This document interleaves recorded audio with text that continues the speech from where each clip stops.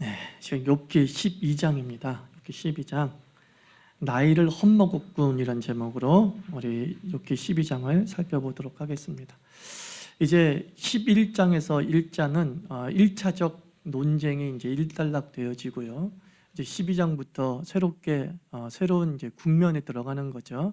이제 욥이 좀 문제를 제기하면서 욥의 새 친구들에게 항의하고 그리고 그들의 신앙에 대해서 욥 나름대로 어떤 구체적인 변증과 논박을 하는 내용으로 전개되어져 있어요. 그래서 욥기 12장부터 이제 14장까지가 이제 욥의 주장이에요. 욥의 주장 그리고 욥의 어떤 신학이 이제 담겨져 있습니다. 그래서 12장을 한번 읽어보도록 하겠습니다. 자, 개역 개정으로 한번 읽습니다. 1절부터 3절까지 시작. 욥이 대답하여 이르되 너희만 참으로 백성이로구나. 너희가 죽으면 지혜도 죽겠구나. 나도 너희같이 생각이 있어 너희만 못하지 아니하니 그 같은 일을 누가 알지 못하겠느냐. 자, 하천원 목사 번역을 읽습니다. 시작. 욥이 대답했다. 대단한 전문가 나셨네. 너희만 계시의 전문가라고 생각하는군. 마치 너희가 세상에 없으면 지혜도 없는 거라고 말하는구만. 하지만 나도 자네들만큼 알고 있다네. 사실 자네들이 말한 것은 신앙 입문자라면 누구나 알고 있는 초보 지식이지 않은가. 이랬어요. 자, 이제 욥의 새 친구들의 얘기를 들어보니까 너무 학자연척하는 거죠. 내가 대단한 지식을 가지고 있고 대단한 하나님의 계시에 도달한 것처럼 이렇게 말하고 있으니까 욥도 이제 비아냥거리는 거예요. 이제 항상 비아냥을 받고만 있다가 아휴, 이제 내가 저 사람한테 뭐 약하게 보인들 무슨 이득이 오겠는가. 도리어 저 사람은 내가 잘못했다고 인정하고 내가 죄가 있다고 네 신학이 맞다라고 인정하면 더 기세등등할 뿐이지 뭐 나를 도와줄 거 없다라고 생각을 하는 거죠. 그래서 이제 욥도 정면으로 강하고 담대하게 맞서버리는 거예요. 너 참 대단하다. 그런데 뭐예요? 네가 알고 있는 지식은 사실은 초짜 수준이야. 나도 알고 있는 지식이야 라고 말하는 거죠. 그래서 신앙의 입문자라고 하면 누구나 알고 있는 초보 지식을 가지고서 그 욥의 사안을 해석하는 것에 대해서 욥이 좀 못마땅한 것이죠. 그리고 그들에게서 더 이상의 어떤 깊이를 느끼지 못하니까 일종의 이 얘기를 하는 거죠. 너는 참 나이를 헛먹었구나. 20살 때 예수를 믿어가지고 알고 있는 신앙적 지식이 50이 됐는데도 30년이 지났는데도 그 수준에 그대로 머물러 있다는 거예요. 초보 신앙, 그때 당시는 대단한 신학처럼 보이지만 네가 30년 동안 믿었으면은 좀 더 다른 은혜를 깨닫고 다른 계시를 깨달아서 내게 주어진 이 사안을 좀 새롭게 해석할 수 있을 정도는 돼야 되지 않느냐? 근데 너는 정말 30년 전 신학이나 지금 신학이나 수준에 있어서 별반 나아질 게 없다. 그 얘기를 하는 거죠. 제가 이렇게 새 찬송가를 좀 많이 부르려고 하잖아요. 근데 이 새 찬송가가 요즘에 나온 찬송들, 20대들이 부를 수 있는 찬송들을 계속 제가 부르려고 합니다. 왜 그러냐면은 나도 멈춰 있으면 안 되잖아요. 내가 발전해야, 내가 새 찬송을 부를 수 있어야 그 새 찬송을 부를 수 있는 세대가 동감할 수 있지 않겠습니까? 그런데 그냥 20년 전에 은혜 받았던 찬양의 스타일, 그리고 내가 잘 부르는 스타일을 그냥 그대로 유지하는 거예요. 그러면 어떻게 돼요? 그냥 그때 맞은 사람들과만 계속 신앙을 어울리게 되는 거죠. 그러니까 성경도 마찬가지고 찬송도 마찬가지고 우리는 어때요? 좀 자꾸 발전이 있어야 돼요. 새 찬송이 계속 나오잖아요. 그리고 말씀에 대한 해석도 좀 새로운 관점들이 나오기도 하지 않습니까? 그러면 그것이 어떤 진리에서 벗어난 것이 아닌 것이 분명하다면 그것을 통찰력을 삼아서 말씀에 또한 이런 의미도 있을 수 있다라는 것을 계속 소개해 줘야 되지 않겠습니까? 그런데 신대원 때 배웠던 30년 전에 35년 전에 배웠던 그 신학의 딱 30년 동안 우려먹고 40년 동안 우려먹어요. 그게 바로 욥의 새 친구였어요. 욥이 그 부분에 대해서 굉장히 한심하게 본 거죠. 초보신앙 가지고서 아유 대개도 우려먹는다. 너는 어디 가서도 나에게만 얘기한 게 아니라 다른 사람한테도 똑같이 이 얘기를 했을 거다. 30년 내내. 이런 식으로 한번 욥도 조롱해 보는 거예요. 욥은 자신에게 벌어진 일이 초보 지식 이상의 계시가 필요하다는 것을 말하고 있는 거죠. 좀 더 깊은 계시에 대한 이해가 필요한 사안이다라는 것을 너희가 지금 간과하고 있다. 이렇게 생각하고 있는 거죠. 자, 4절부터 6절 한번 개역개정으로 읽어봅니다. 하나님께 불로 아뢰어 들으심을 입은 내가 이웃에게 웃음거리가 되었으니 의롭고 온전한 자가 조롱거리가 되었구나. 평안한 자의 마음은 재앙을 멸시하나 재앙이 실족하는 자를 기다리는구나.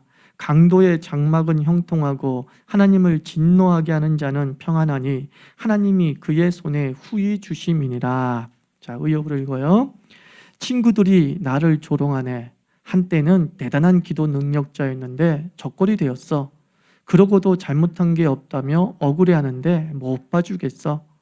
잘 사는 사람이 어려운 사람의 처지를 공감하기는커녕 비웃고 악한 게으름 때문이라고 비난하며 절벽으로 몰아가네. 사기꾼들이 보안이 철저한 펜트하우스에 안전하게 호사스럽게 살고 있는데 이들은 자신을 보호해 줄 신을 돈으로 사 부유함이 의의 선물이라는 설교를 들으며 만족해하지 그랬어요.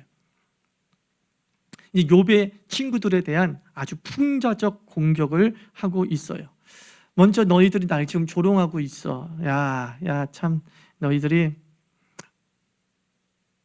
공감 또는 안타까움이 아니라 라이벌 또 질투하던 이에 지금 실패를 즐기고 있다는 것을 내가 이제 눈치챘다는 거예요.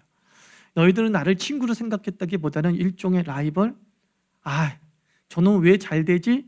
라고 하는 질투심을 가지고 있었는데 이번 나의 실패를 통해서 여과 없이 너희들이 그런 나에 대해서 경쟁의식을 가지고 있었고 질투심을 가지고 있었다는 것을 내가 확인할 수 있었고 그리고 이 실패를 너희들은 꽤나 즐기고 있구나라는 것을 이제 자기가 확인했다라고 이제 우회적으로 얘기하면서 한마디로 이들의 삶을 이렇게 표현하고 있어요. 너희들이 말하고 있는 아무 문제가 없는 사람을 의인이라고 치자. 죄인들은 망하고 의인들은 흥하니까 너희들은 지금 흥하게 살고 있는 사람들, 문제없이 살고 있는 사람들, 부자로 살고 있는 사람들이 지금 하나님의 어떤 축복을 받은 것이다 라고 말하고 있는 것 같은데 내가 보기엔 이렇다는 거예요. 사기꾼들이 사기를 쳐서 부를 획득을 하고 그리고 그 획득한 부를 가지고서 목사를 사요. 그래가지고 그 목사의 입에서 자신의 삶을 정당화시켜주는 설교를 하게 하는 거예요. 그들은 그렇게 살고 있는데 너희들이 바로 그런 사람 같다라는 거예요. 너희들이 바로 정직하게 살고 있진 않으면서 자신들이 이미 이루어 놓고 있는 고난이 없는 형통한 삶을 하나님의 복이라고 증명해 주는 그런 번영 설교를 하는 목사들을 사서 너희들은 신앙의 당당함도 없고 그리고 자신의 잘못을 그 신앙의 당당함 속에 숨겨두고 있는 아주 위선자이고 가증스러운 존재다. 얼마나 20세기의 번영 신학을 적나라하게 묘사하고 있는 말입니까? 자신의 삶을 정당화시켜줄 메시지를 찾아다니고 자신의 삶을 정당해 줄 메시지를 사고 또는 찾아다니고 그러는 거예요. 그것이 너희들의 모습과 같다라는 거예요. 그리고 너희들이 의인이라고 보는 사람들의 실체가 그러하다는 것을 너희는 보지 못할 정도로 눈이 굉장히 어둡고 수준이 낮다. 그 실체를 보지도 못하면서 너희는 마치 실체를 보는 양 눈에 보이는 것을 가지고서 저 사람은 의인, 저 사람은 죄인, 저 사람은 회개할 사람, 저 사람은 복을 받을 사람이라고 아주 단정을 짓는다. 눈에 보이는 것 가지고 그들이 얼마나 사기꾼인지 모르고 그들이 얼마나 그 돈을 가지고 뒤에서 수작질했다는 것은 모르고 그리고 이제 욥이 그들의 수준이 어떤 수준인지 다시 한번 풍자적으로 표현을 하는 거예요. 7절부터 12절 한번 읽어봐요. 시작.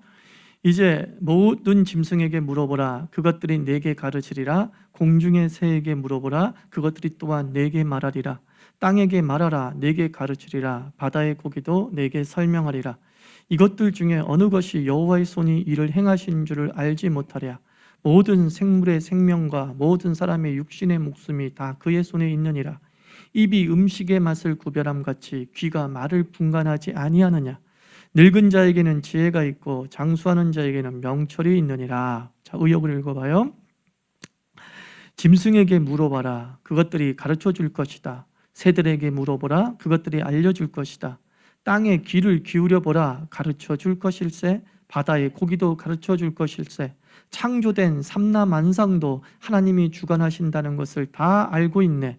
모든 생물의 생명과 숨쉬는 사람 모두 하나님의 손안에 있다는 것을, 이것은 입이 음식의 맛을 알듯이 귀가 저절로 말을 듣듯이 다 아는 상식일세.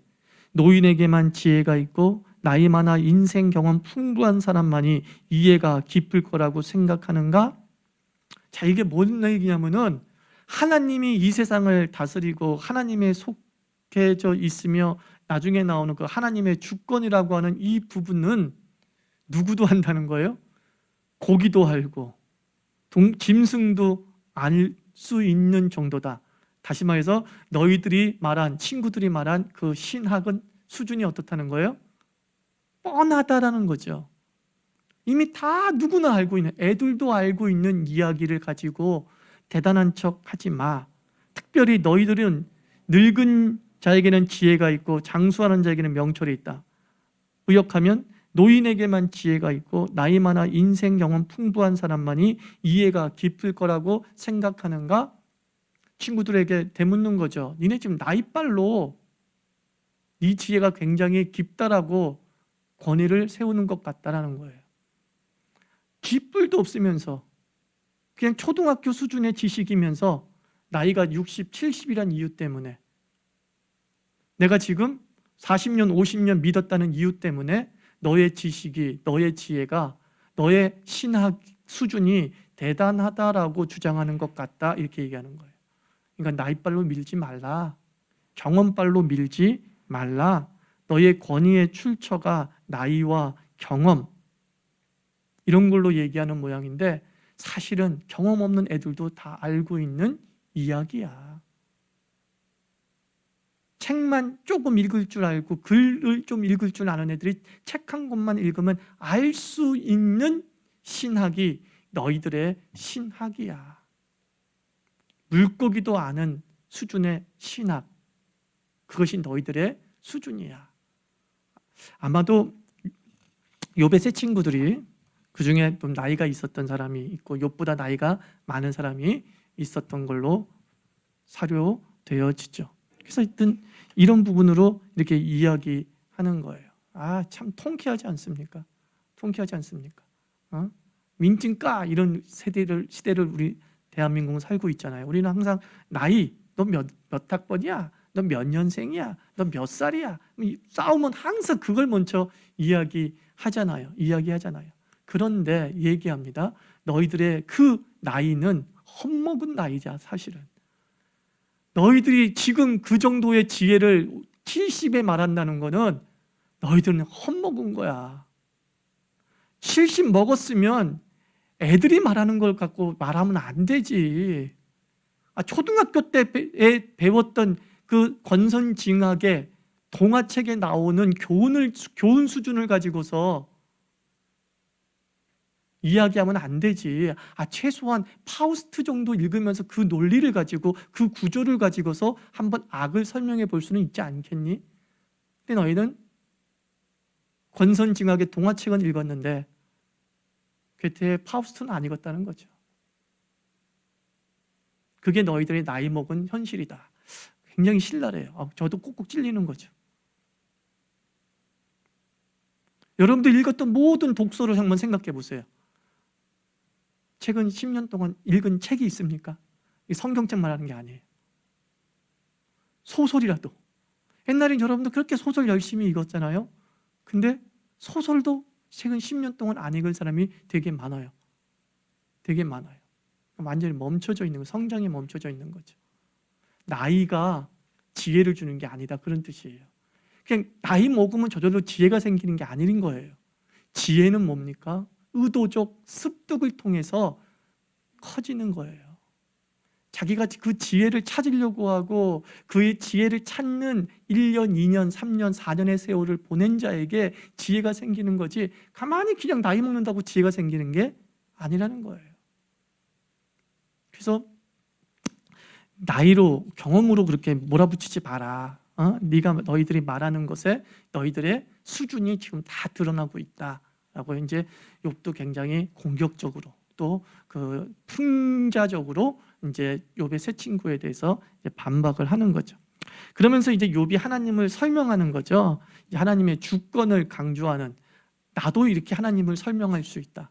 내가 알고 있는 하나님은 이런 하나님이다라고 하는 부분들을 설명해 주는데, 그 내용이 주권에 대한 이야기예요. 네가 하나님의 주권을 이야기했는데 나도 하나님의 주권에 대해서 이렇게 설명할 수 있다. 그리고 그 설명은 이제 그 의도 속에 담겨져 있는 거지. 너희들이 생각하는 것보다 내가 좀 더 하나님의 영광을 드러내고 하나님의 주권을 완전하게 드러내는 설명을 하고 있을 거다라고 하는 그런 의도가 숨겨 있다. 저는 이렇게 봅니다.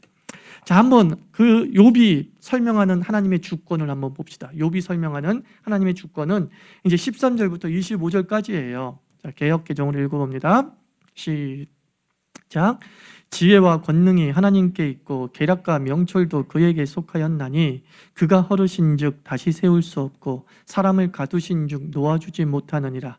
그가 물을 막으신즉 곧 마르고 물을 보내신즉 곧 땅을 뒤집나니 능력과 지혜가 그에게 있고 속은 자와 속이는 자가 다 그에게 속하였으므로 모사를 벌거벗겨 끌어가시며 재판장을 어리석은 자가 되게 하시며 왕들이 맨 것을 풀어 그들의 허리를 동이시며 제사장들을 벌거벗겨 끌어가시고 권력이 있는 자를 넘어뜨리시며 충성된 사람들의 말을 물리치시며 늙은 자들의 판단을 빼앗으시며 귀인들에게 멸시를 쏟으시며 강한 자의 띠를 부시며 어두운 가운데서 은밀한 것을 드러내시며 죽음의 그늘을 광명한 대로 나오게 하시며 민족들을 커지게도 하시고 다시 멸하게도 하시며 민족들을 널리 퍼지게도 하시고 다시 끌려가게도 하시며 만민의 우두머리들의 총명을 빼앗으시고 그들을 길없는 거친들에서 방황하게 하시며 빛 없이 캄캄한 데를 더듬게 하시며 취한 사람같이 비틀거리게 하시느니라. 자, 의역을 읽어봅시다. 시작. 지혜와 권능은 다 하나님께 속해 있고 슬기 이해력도 하나님에게 속했으니 하나님이 허르시면 다시 세울 수 없고 하나님이 잡아 가두시면 누구도 풀어줄 수 없네. 하나님이 비를 막으시면 가뭄이 들고 비를 내리시면 홍수가 지는구나. 지혜와 권능은 하나님께 속한 것, 속는 자와 속이는 자 모두 하나님의 다스림 아래 있기에 하나님은 고관 대작들을 벌거벗겨 끌려가게 하시며 재판장들이 바보였음을 드러내게 하시고 왕들이 묵은 쇠고랑을 풀어주시고 도리어 그 쇠고랑으로 왕의 허리를 묶어버리시고 제사장들의 애복을 벗기시고 권세자들을 짓밟으시네. 꽤나 신뢰를 쌓아 그 말에 영향력이 있는 사람의 입을 다물게 하시고 장로들의 분별력을 거두어 가시고 대접받는 유명인사들에게 멸시를 쏟으시고 강한 자의 힘의 근원을 해체하시고 어둠에 숨은 은밀한 것들을 들춰내시고 죽음의 그늘을 대낮처럼 밝히시네. 나라를 흥하게도 하시고 망하게도 하시며 세계 곳곳에 뻗어나가게도 하시고 다 잃게도 하시며 세계 지도자들의 총명을 빼앗으시고 길없는 거친들에서 헤매이게 하시네. 마치 술 취한 사람처럼 비틀거리고 어둠 속에서 막막한 심정으로 더듬거리게 하시네.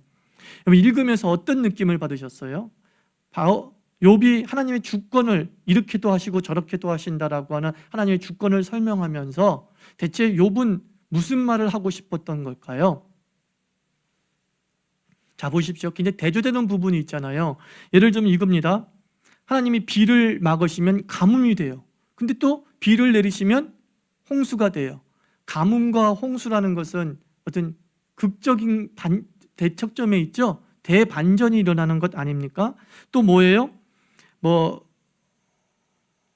18절 같은 데 읽어보면 왕들이 묶은 쇠고랑을 풀어주시는데 그 풀린 쇠고랑으로 왕의 허리를 다시 묶어버린다, 이렇게 말을 해요. 그 다음에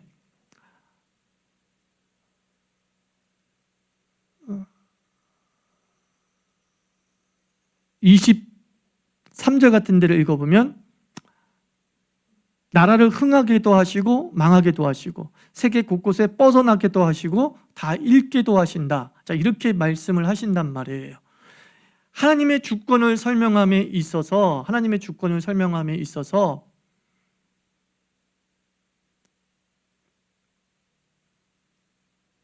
공식처럼 딱딱딱 맞아 떨어져서 그것이 영구 불변한 상태는 존재하지 않는다는 거죠. 자, 봐라. 대단하게 잘 나가던 사람도 갑자기 무너지고 그런다. 근데 대단하게 잘 나가던 사람도 무너지는데 그 대단하게 잘 나간 사람이 무너진 게 무슨 이유인지 몰라. 설명을 안 해놨어요.